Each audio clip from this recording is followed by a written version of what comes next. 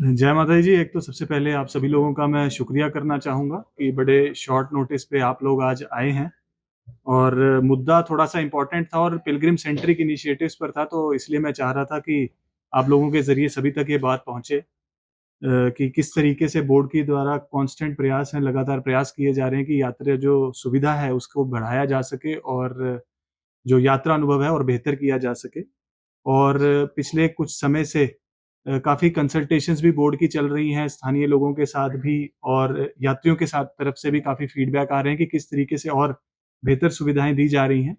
तो एक इम्पोर्टेंट सुझाव जो आया था वो ये था कि हेलीकॉप्टर सेवाएँ जो बोर्ड के द्वारा चलाई जा रही हैं,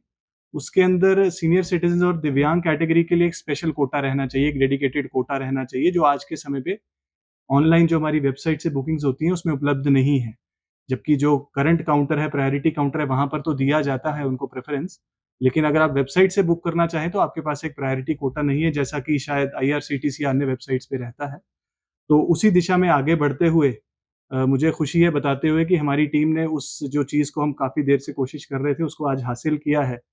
और कल सुबह 1 फरवरी से जो हमारी बुकिंग्स वेबसाइट पे अवेलेबल होंगी, उसके अंदर हेलीकॉप्टर सर्विसेज़ में एक विशेष कोटा हमारे सीनियर सिटीज़न्स और स्पेशली एबल्ड कैटेगरीज़ दिव्यांगजन के लिए रहेगा। और चूँकि बुकिंग्स आप सब लोग जानते हैं कि 60 दिन पहले ओपन होती हैं, तो कल फरवरी में जो अप्रैल की बुकिंग्स हैं, उसका जो है कोटा अवेलेबल होगा और अप्रैल से आप जो सभी लोग हैं, जो सीनियर सिटीज़न्स हैं, वो अपनी बुकिंग्स कर सकते हैं। कल सुबह से मतलब बुकिंग्स कर सकते हैं अप्रैल की विंडो के लिए और यही जो कोटा है दिव्यांग कैटेगरीज़ के लिए भी अवेलेबल रहेगा। और पिछले 3 महीने से शायद आप लोग जानते होंगे कि बैटरी कार बुकिंग्स में ये कोटा रिलीज़ किया जा चुका था और अक्टूबर से ये कोटा लाइव है और काफ़ी अच्छा रिस्पॉन्स हमें मिला है दोनों सीनियर सिटीज़न्स और दिव्यांग कैटेगरीज़ से कि उनको काफ़ी सहूलियत मिली है ऑनलाइन बुकिंग्स हासिल करने के लिए। तो इसी तर्ज पर आगे बढ़ते हुए आज हेलीकॉप्टर सेवाओं के लिए इस कोटे को रिलीज़ किया जा रहा है, जिससे हम समझते हैं कि यात्रा अनुभव इन कैटेगरी ऑफ पिलग्रिम्स के लिए काफ़ी बेहतर रहेगा। उसके अलावा जो एक इम्पोर्टेंट चीज़ चल रही थी, जो बोर्ड की तरफ से काफ़ी देर से शुरू भी की जा चुकी है और उसकी संख्या में भी वृद्धि की गई है, वो है बोर्ड की लंगर सेवा और जैसा हम जानते हैं कि पिछले 2 साल में 2 लंगर सेवाएँ बोर्ड के द्वारा ऐड ऑन की गई हैं। एक थी भैरव जी पर और दूसरी थी अर्धकुँवारी में और आज के समय में हम देखते हैं कि आज पीक सीज़न है, तो तकरीबन 5 से 7 हज़ार श्रद्धालु इसका लाभ ले रहे हैं। और अगर हम मार्च या अप्रैल या नवरात्रि के पीक सीज़न की तरफ जाते हैं, तो तकरीबन 10 से 12 हज़ार यात्री लंगर सेवा का लाभ लेते हैं। उसके अंदर दाल-चावल की जो एक बेसिक मिनिमम जो उपलब्ध हमारी तरफ से आइटम कराई जा रही थी, सुबह 7 बजे से रात को 12 बजे तक, उसको अपग्रेड करते हुए अब बोर्ड ने ये निर्णय लिया है कि जो यहाँ की एक स्थानीय आइटम भी है कढ़ी चावल, उसको इसके अंदर शामिल किया गया है। तो अर्धकुँवारी और भैरव जी के भोजनालय पे पिछली 14 तारीख मकर संक्रांति के दिन से इसकी शुरुआत की गई है और हमारी कोशिश यही है कि लंगर सेवा में भी जो है यात्रियों का अनुभव बेहतर रहे और हम उम्मीद करते हैं कि जो यात्रियों का फीडबैक रहेगा उसको देखते हुए हम आगे भी कैसे लंगर सेवाओं में वृद्धि कर सकते हैं, बेहतरी कर सकते हैं, उस पे काम करेंगे। साथ ही साथ जैसा कि हम जानते हैं कि बहुत ही जल्द दिल्ली से कश्मीर जो ट्रेन सेवा है वो जल्द से जल्द शुरू होने वाली है और जिसके लिए ट्रायल रन्स हाल ही में कंप्लीट किए गए हैं। और हमारा ये मानना है कि शायद उससे यात्री फुटफॉल कटरा में भी बढ़ेगा।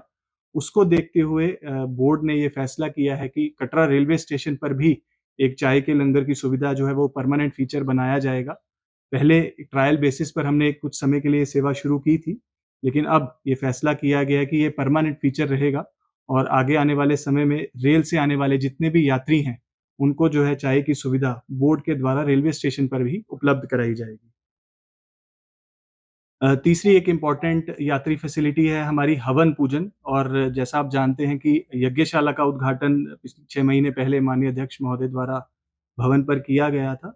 देखिए ऐसा है जब मैंने पुराने यात्रा मार्ग की अपग्रेडेशन की बात की, उसके अंदर ड्रेनेज नेटवर्क की बात की, टॉयलेट ब्लॉक्स की बात की, तो उसके अंदर टाइल रिप्लेसमेंट भी उसका एक हिस्सा है, उसके अंदर ऑर्नामेंटल स्ट्रीट लाइटिंग लगाने की भी हम बात कर रहे हैं और बहुत सारे स्थानीय लोगों का ये सुझाव है कि ट्रैक की वाइडनिंग की भी ज़रूरत है। क्योंकि हमने देखा है पिछले समय में कई जैसी ऐसी